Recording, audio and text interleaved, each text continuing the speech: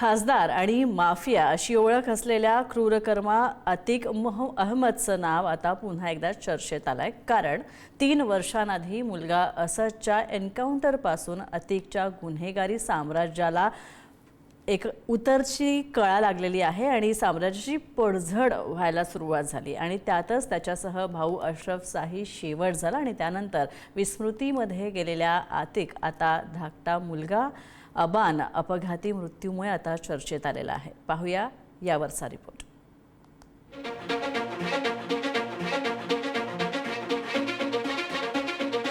कुख्यात अतिक अहमदचा मुलगा अबानचा मृत्यू, तुरुंगातील भाऊ अलीला भेटण्यासाठी जाताना अपघात, अतिक अशरफच्या हत्येनंतर कुटुंबावर संकटाची मालिका।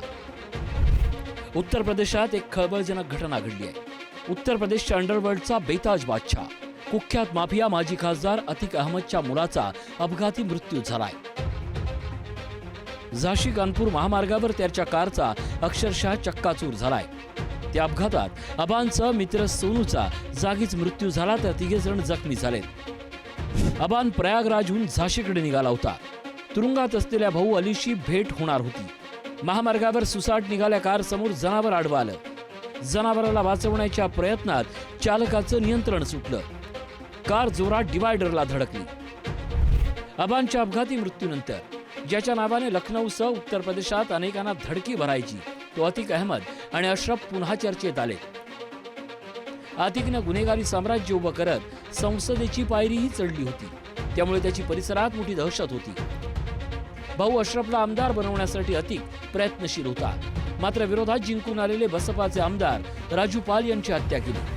तिथून अतिकच्या गुन्हेगारी साम्राज्याला उतरती कळा लागली। 24 फेब्रुवारी 2023 पाल यांच्या हत्येचा साक्षीदार उमेश पालची दिवसाढवळ्या हत्या। 13 एप्रिल 2023 अतिकचा मुलगा असदचा पोलीस चकमकीत मृत्यू। 15 एप्रिल 2023 अतिक आणि अशरफची पोलिसांसमोर हत्या। मुलगा अली झाशी तुरुंगात, विरोधात 10 गुन्ह्यांची नोंद। मुलगा उमर लखनौ तुरुंगात, विरोधात 11 गुन्ह्यांची नोंद। अतिकची पत्नी शाइस्ता परवीन आणि साथीदार गुड्डू अजूनही फरार। शाइस्ताची माहिती देणाऱ्यांना 50,000च्या इनामाची घोषणा। अतिक अहमदचं उत्तर प्रदेशात सुमारे 11,000 कोटींचं गुन्हेगारी साम्राज्य होतं। त्याची दहशत अनेकांच्या अंगाचा थरकाप उडवत होती। मात्र केलेल्या दुष्कर्माची शिक्षा त्याच्यासह त्याच्या कुटुंबाला मिळाली। ती मालिका अजूनही नियतीनं सुरूच ठेवली आहे। अबानचा अपघाती मृत्यू हा खरंच घात की अपघात या शंकेसह उत्तर प्रदेशासह देशभरात चर्चेचा विषय बनला आहे। रशीद इनामदार, पुढारी न्यूज।